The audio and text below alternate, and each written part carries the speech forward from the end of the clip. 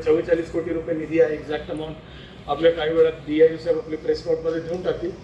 त्या निधीमध्ये कसं आपल्याला चांगलं नियोजन करता येईल आणि अगर जादाचे निधी लागत असेल तर त्याला कसं आपण इम्पॅक्टफुली करू शकतो त्याबद्दल होता.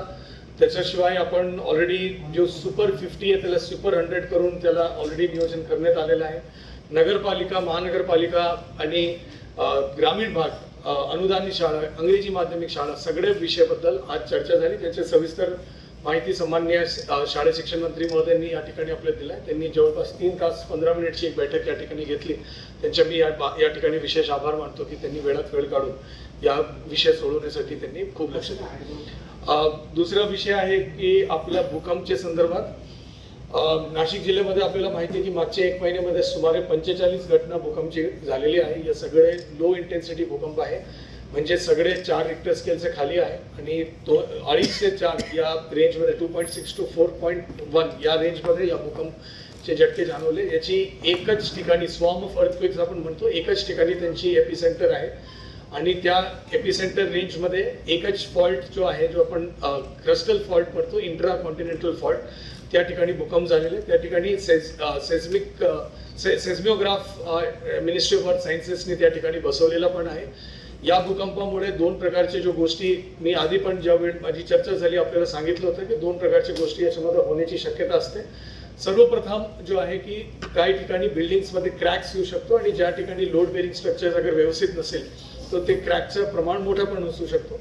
तो भूकंप झाल्यानंतर प्रत्येक ग्रामपंचायत, नगरपालिका, महानगरपालिकेला आपण सूचना दिलेली आहे की त्यांनी सगळे बिल्डिंग्सच्या, विशेषतः जो रेड मार्क आणि धोकादायक इमारती आहेत त्यांना त्यांचे सर्वेक्षण करून घ्यावं, निरीक्षण करून घ्यावं, जेणेकरून त्याची ऑक्युपन्सी ठेवता येतो की नाही ठेवता येतो त्याच्याबद्दल निर्णय स्थानिक स्तरावर आणि जो याच्यामध्ये सक्षम प्राधिकारी आहे, डेव्हलपमेंट अथॉरिटी आहे, ते त्याच्याबद्दल घेऊ शकतो. तो एक झाला. त्याच्यामध्ये कुठल्याही बिल्डिंगला या भूकंपानंतर त्याला जो आधीपासून रेड मार्क होते तेच राहिलेलं आहे. या भूकंपानंतर कुठल्याही बिल्डिंगला कुठल्याही प्रकारची हानी झाली. काही बिल्डिंग्सला जो नुकसान झालेलं आहे ते नुकसान सुपरफिशियल आहे, म्हणजे ते फक्त काही ठिकाणी वॉल पुट्टी निघाली होती, काही ठिकाणी काही भिंतला काही हे झाले, काही ठिकाणी जरासे सिरियस होते. त्याची एक व्यवस्थित पंचनामा करून त्याच्यामध्ये अगर ते SDMA आणि NDMAच्या गाईडलाईन्स प्रमाणे कुठल्या प्रकारचे नुकसान भरपाईसाठी पात्र असेल तर त्याचा प्रस्ताव तयार करण्यासाठी स्थानिक प्रशासन म्हणजे तहसील कार्यालयाला सूचना देण्यात आलेल्या आहे आणि या संदर्भामध्ये ते करत आहे.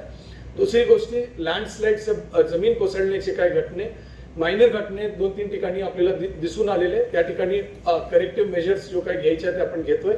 त्या कुठल्याही हॅबिटेशनला याच्यासाठी म्हणजे धोकादायक झालेला नाही असा आपला प्राथमिक अंदाज आहे. PWD, GSI, geological survey of India विभिन्न ठिकाणी सर्वेक्षण करत आहे आणि याच्यामध्ये बेसिकली आपल्याकडे हार्ड रॉक बेसॉल्ट म्हणजे खाली आहे, त्याच्यावर सिल्टच्या डेपॉझिशन आहे. पाऊस पडला असल्यामुळे ते मडमधून जो सिल्ट असतो त्याच्यामधून ते हार्ड रॉक पर्यंत पाणी जातो आणि हार्ड रॉक मध्ये सबसर्फेस फ्लो म्हणजे जमिनीच्या खाली पाणी वाहताना आपल्याला दिसतो.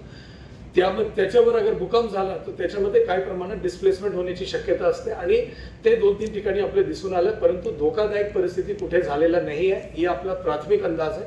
त्या ठिकाणी GSI आणि आपले विभिन्न विभाग जो तांत्रिक विभाग आहे त्याची तपासणी करत आहे. मी स्पष्ट सूचना दिली आहे, शासनाकडून पण स्पष्ट सूचना प्राप्त आहे की यदि कुठल्याही ठिकाणी कुठल्याही प्रकारची धोकादायक परिस्थिती यदि निर्माण झालेली असेल तर कुठल्याही म्हणजे 100% खबरदारी घेण्यात यावं.